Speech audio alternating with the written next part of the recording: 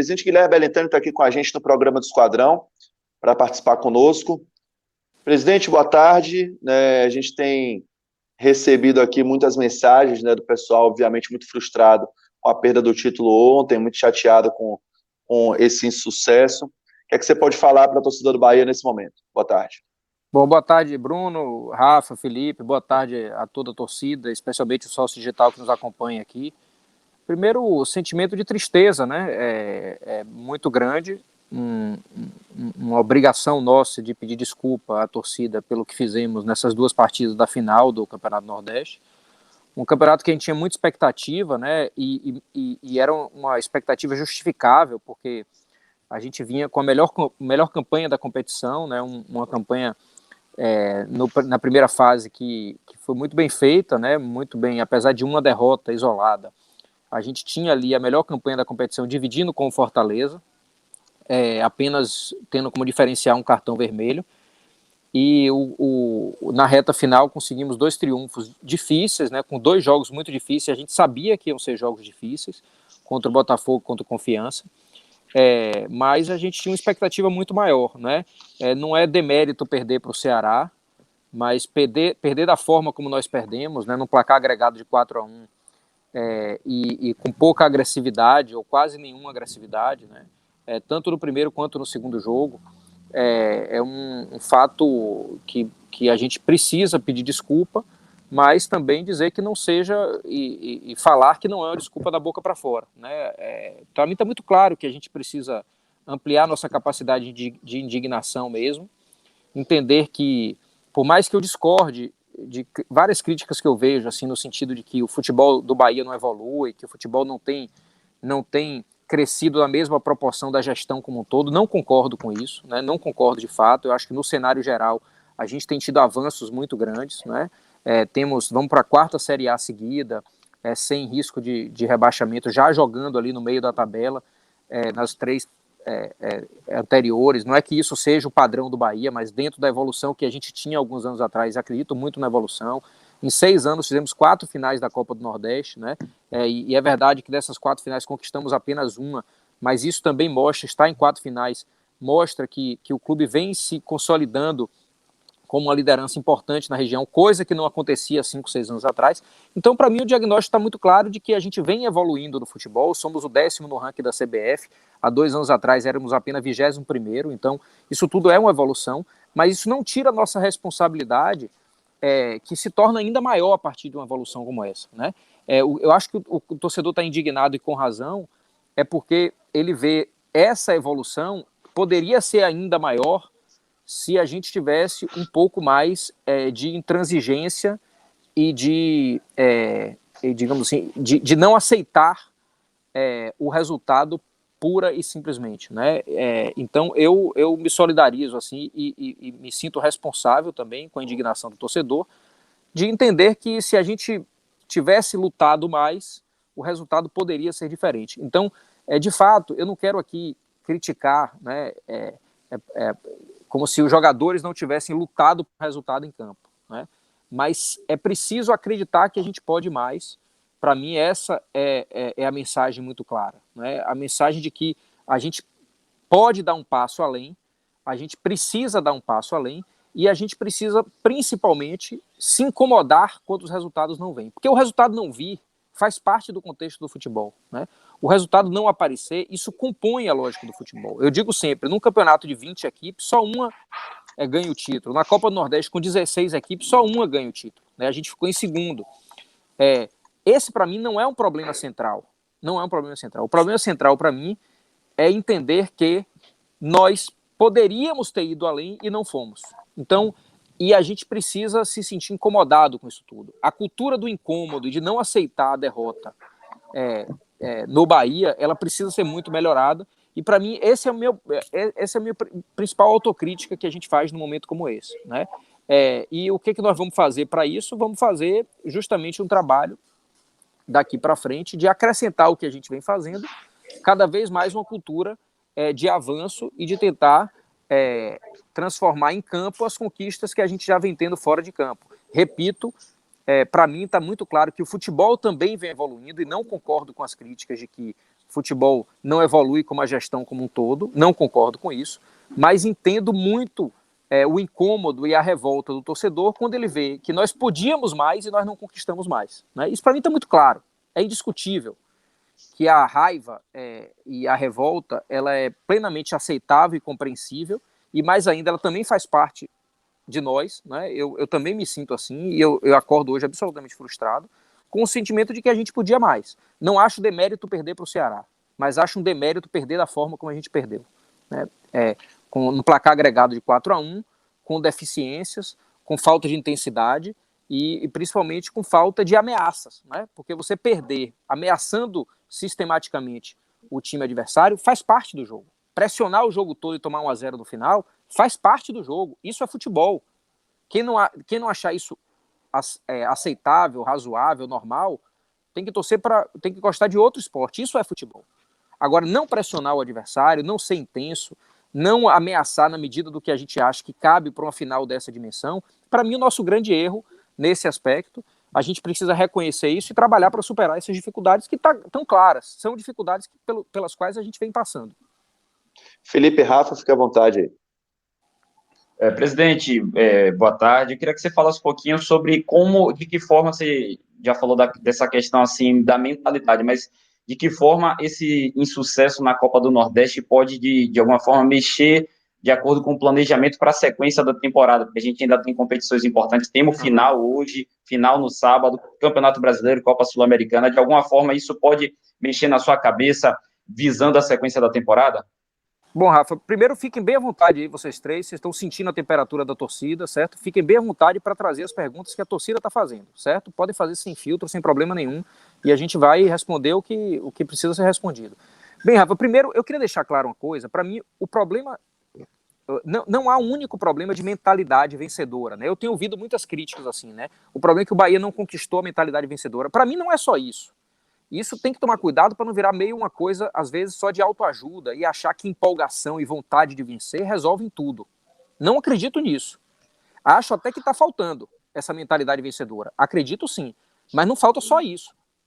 Está faltando também uma evolução do conjunto como um todo e de conceito mesmo do que a gente quer para o clube, de forma a conseguir entregar uma derrota, entre aspas, né, se for necessário perder, eventualmente, e às vezes a gente vai perder, mas entregar com mais brilho, né, com mais vontade.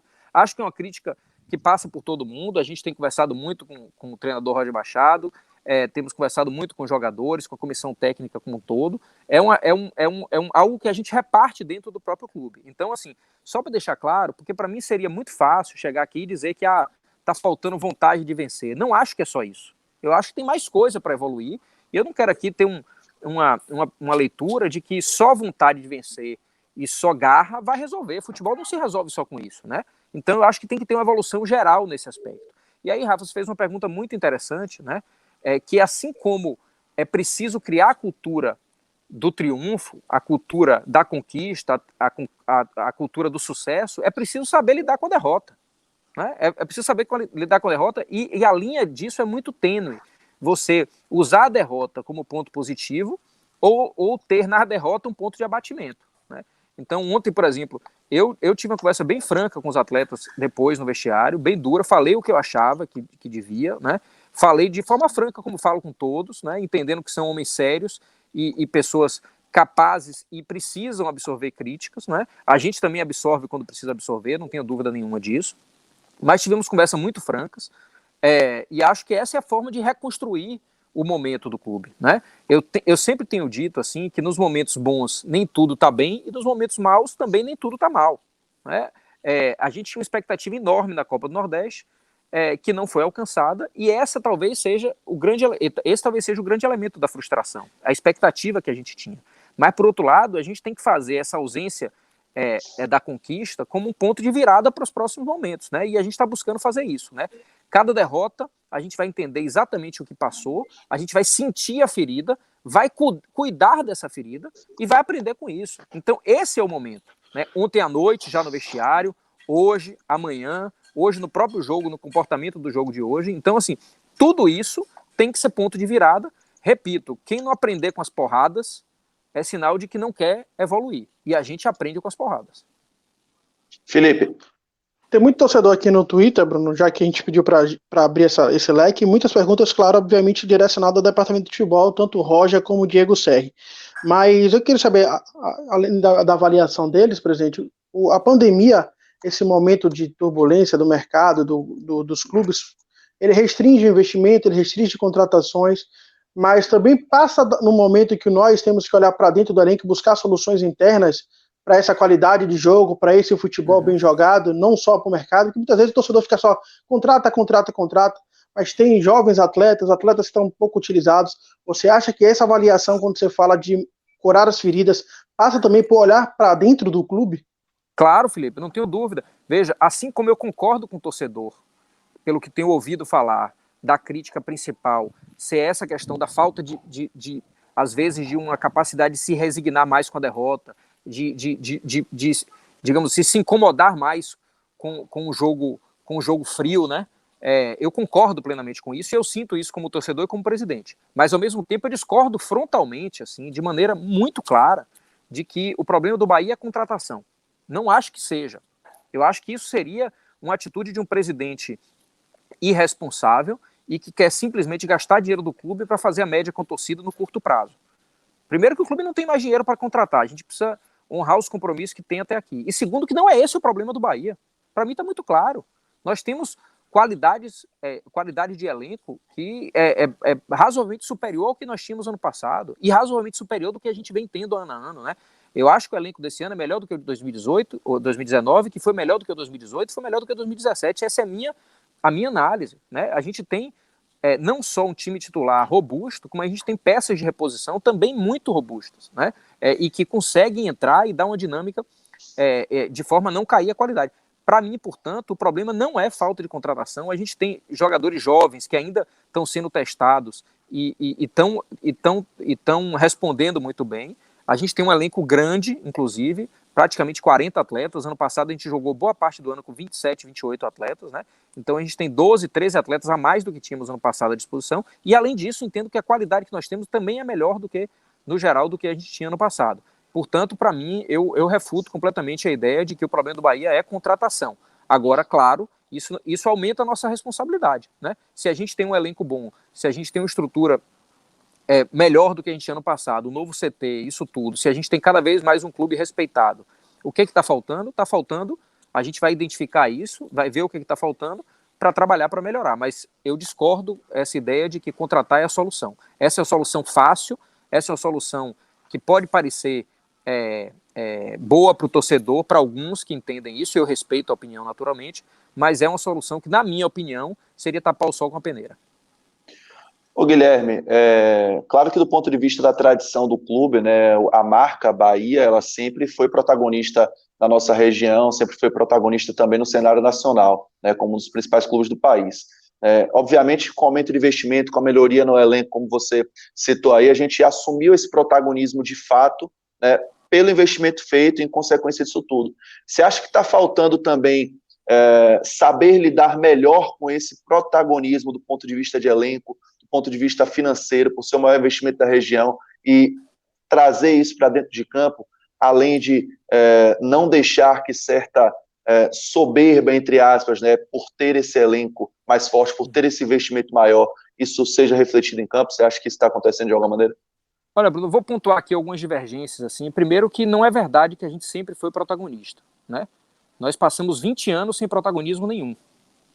Então, eu queria discordar disso, né? Essa para mim, a leitura de que a gente sempre foi protagonista no Nordeste é uma leitura um pouco soberba, assim, na minha avaliação. Eu falei do ponto de vista de tradição, né? Não, claro, clube aí, de marca. Com certeza, claro. Você está certíssimo, né? Certíssimo. Sobre o vista de tradição, você está certíssimo, né? A gente voltou a ser protagonista agora há 5 anos, né? Isso, nós sempre fomos, entre as maiores torcidas do Nordeste, um dos clubes mais importantes em títulos, né? Em história, isso tudo. Esse é o protagonismo que nós tivemos. Mas nós passamos 15, 20 anos completamente fora do protagonismo de competições. Né? Importante lembrar que o Bahia passou 10 anos sem ser campeão baiano. Isso há 10 anos atrás.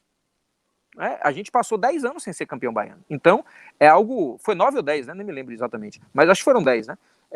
Então, isso é algo muitíssimo relevante, né? Esse protagonismo nós estamos assumindo agora. Então, veja, que nos últimos 6 anos nós fizemos 4 finais de Copa do Nordeste. Mas aí você pergunta assim, esse protagonismo de estar chegando, né, de ter chegado em 70% das finais das competições do Nordeste nos últimos 6 anos, ele poderia ser ainda maior? Poderia. Não tenho nem dúvida que poderia, né? Uma derrota, aquela final de 2018 para o Sampaio Corrêa é algo completamente atípico, não tenho dúvida. E é fruto, sim, talvez, de uma percepção que a gente poderia ganhar a qualquer momento, né? Para mim está muito claro isso, principalmente no jogo de ida lá contra o Sampaio Corrêa lá na casa dele, lá no Maranhão. Então, o que acontece? Para mim, está claro que essa retomada do protagonismo, ela vem acontecendo, mas ela poderia ser mais intensa. Se tem soberba ou não, eu acho que a gente tem que tomar um pouco de cuidado, porque a gente também precisa reconhecer os adversários, né? Times como Fortaleza e Ceará também estão em ascensão e estão lutando pelos seus protagonistas, né?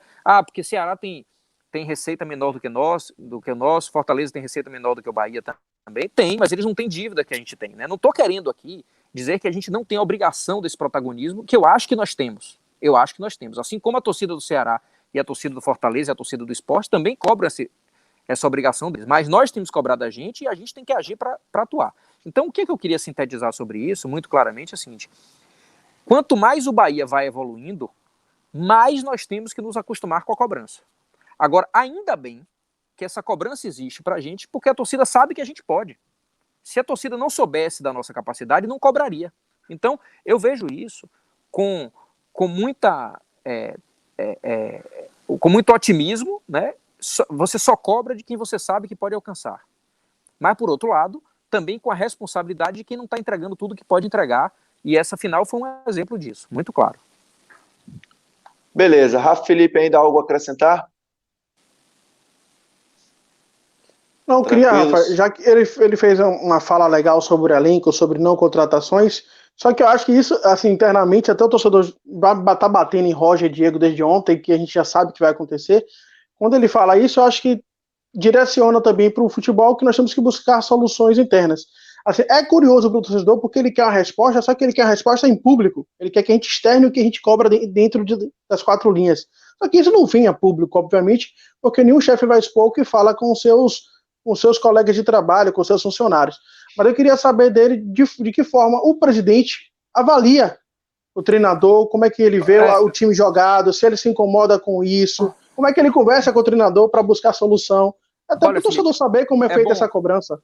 É bom você perguntar, porque a pergunta é, vai demitir Roger, não vai demitir Roger? Veja, a gente tem que entender uma coisa que para mim é bem importante, né? E é lógico que todo trabalho tem começo, meio e fim, eu não tenho dúvida disso, né? Eu não estou falando aqui especificamente do trabalho de Roger ou de qualquer outro treinador. Vem cá, filho, que estou na entrevista aqui. Espera só um minutinho. Desculpa aí, gente. Então, todo trabalho tem começo, meio e fim. Isso é natural que aconteça.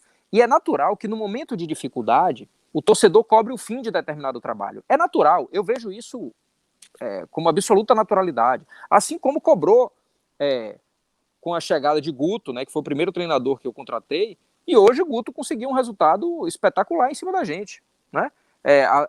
No meio de 2018 a crise era para tirar Guto, né? Depois a crise era para tirar Anderson, e depois a crise é para tirar Roger. Veja, a gente precisa compreender, independente das decisões que sejam tomadas, né, a gente precisa compreender que as soluções não são tão simplórias quanto se imagina. Esse botão de trocar pessoas e de entender, porque a responsabilidade é de João, é de Maria, né? Outro dia eu vi o jogo da Jacuipense, por exemplo, a gente, quando a Jacuipense foi empate 2-2, e aí muita gente criticando o treinador no final do jogo. Eu vou falar desse jogo especificamente, quer dizer, um jogo que a gente perdeu 6 ou 7 gols na cara do gol, né? Eu tô falando que Saldanha perdeu gol, Marco Antônio perdeu gol, a gente teve um monte de chance enorme, e depois o jogo começou a ficar complicado, porque a gente não decidiu quando tinha que decidir, e aí você fala assim, qual a responsabilidade específica do treinador naquele momento, né? Nenhuma, nesse aspecto nenhuma, os nossos jogadores foram os responsáveis. Em outros momentos, o treinador poderia ter uma variação de jogo maior, poderia ter mudado um pouco o estilo e não mudou, aí ele também tem que buscar a responsabilidade dele. O que eu quero dizer é o seguinte, todos têm responsabilidade nesse momento. Não é justo, não é razoável, independente de quem fica no clube, quem saia do clube, não é justo e não é razoável se um vai continuar o trabalho em determinado momento, se lá na frente não vai continuar, seja lá o que for, não é justo, não é razoável que um ou dois sejam punidos por um erro coletivo. É o mais simples que se faz no futebol, é apertar botão e excluir pessoas, triturar pessoas. Mas não é justo, não é razoável e não é eficiente. Não é eficiente, gente. Você podem olhar de todo o modelo do futebol brasileiro, o treinador que sai de um time como algoz, ele vai para o outro como herói. Então isso acontece, é a lógica do futebol que a gente deve tomar muito cuidado para não repeti-la o tempo todo, né? Isso não invalida que o trabalho de todos dentro do clube estejam sendo frequentemente avaliados. Não invalida. Eu não quero aqui pregar uma tolerância plena em todos os momentos. Nós estamos avaliando o tempo todo o trabalho de todo mundo. Está todo mundo sendo avaliado no clube o tempo todo. Se em algum momento a gente achar que deve mudar, nós vamos mudar. Seja qualquer trabalho. Até o presidente está passivo de mudança. A gente sabe disso, né? Quem decide isso é o sócio, é o torcedor. Agora, não adianta também a gente achar que só tem um culpado pelos fracassos. Isso não é a minha postura, não é a minha estratégia, não é a minha forma de gerir. Ô Guilherme, só uma última pergunta aqui para a gente liberar também, a gente está chegando no final do programa.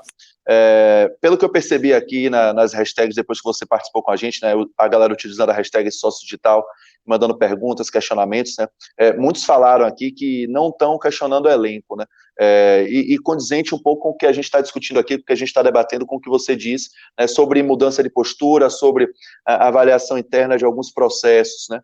E eu peguei um questionamento aqui de Carolina Sá, que eu achei bem interessante, e acho que dá para você responder, porque engloba muito do que a torcida falou de uma maneira geral, e ela resumiu bastante. Ela pergunta aqui, e são coisas que a gente não consegue passar para a torcida, que a torcida não consegue enxergar, né, coisas mais internas, né? Ela pergunta, qual a postura dos bastidores? Há realmente cobrança? A sensação é que se perder é ok, se ganhar é ok. Sabemos lidar com a derrota, mas o problema está no jeito ameno que tratam isso, e fica claro nas entrevistas. Mais importante que aprender com os erros é corrigi-los. Eu acho que deixar essa resposta para ela é boa. Concordo com Carolina. Não é que eu concorde que há um jeito, se ganhar ok, se perder ok. Não é verdade. Não é verdade. Eu sei que ela não está afirmando isso porque ela não está dentro do clube. Ela está dizendo qual a impressão que ela tem. A percepção que ela tem. A percepção dela. Se a gente passa essa percepção, é porque a gente está errado de alguma forma comunicando isso, né? Talvez as nossas expressões em entrevistas, eu estou falando assim por mim, estou falando por jogadores, estou falando por treinador, por todo mundo, não sejam exatamente o que a gente sente, né? É claro que é muito fácil para um treinador ficar na beira do campo transparecendo eventualmente uma indignação, e essa indignação não se transformar em fato real, em proposta de trabalho concreto, né? Ou, por outro lado, ele não se indignar ali na beira do campo, mas da porta para dentro, ele ficar, desculpa a expressão, ficar puto da vida, ficar, né, incomodado, passar esse incômodo para os jogadores. Tomem muito cuidado, e aí eu falo para todo mundo, assim, como alguém que está dentro do clube e ama o clube como todos os torcedores amam, né? Eu sou um torcedor que estou dentro do clube. Tomem muito cuidado para que o futebol não vire um grande teatro e que as expressões externas não sejam feitas simplesmente para mostrar uma irresignação, mostrar uma raiva, mostrar uma forma, digamos assim, agressiva de reagir e, digamos assim, de incômodos, de reagir como se fosse incômodo, mas da porta para dentro não acontecer nada. Eu prefiro muito mais o trabalho que mostra indignação e mostra força e mostra poder de transformação da porta para dentro, que nós não conseguimos fazer ainda, é verdade, e aqui é uma crítica que vale, do que a gente ficar fazendo teatro da porta para fora. E mais ainda, e eu vou puxar para a Carolina assim, e agradecendo mais uma vez a pergunta, para mim, essa reação, ela não tem que ser em entrevista, ela não tem que ser em gestos na beira do campo, ela não tem que ser em gritos e lamentações depois das derrotas. Essa reação precisa ser dentro do campo, precisa ser com mais corrida, precisa ser com mais luta até o final, dentro das quatro linhas.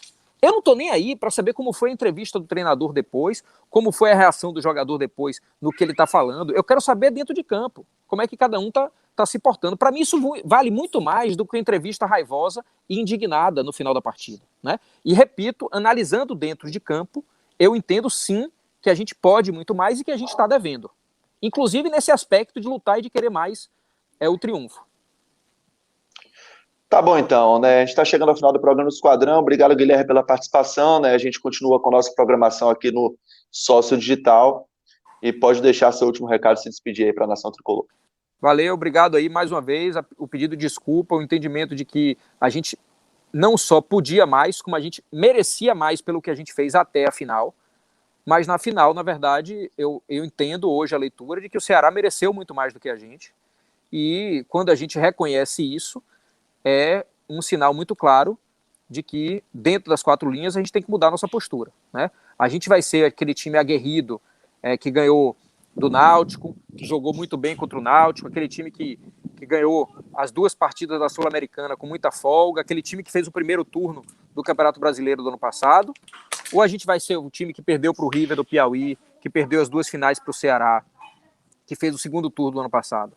Essa bipolaridade do time é que a gente precisa entender como é que a gente vai resolver, e isso só com muito trabalho, mas só a leitura de que há, sim, uma posição dúbia de jogo a jogo. É natural que haja jogos com variações, é natural, mas variações tão intensas, a gente precisa entender isso, corrigir, e nós estamos devendo isso à torcida que sempre nos apoiou, que estava acreditando, né, e que a gente também estava, mas a gente não fez valer essa crença que todos estavam que era possível ontem, né? Pelo menos no primeiro tempo eu acho que houve uma luta maior, no segundo tempo a gente continuou, mas já sem estratégia, já sem chegar na área do adversário, sem ameaçar, e aí quem faz isso no final termina tomando o gol que a gente tomou e saindo de lá com a sensação azeda dessa final da Copa do Nordeste. Vamos em frente, botar isso, carregar esse peso nas costas, porque não pode ficar leve.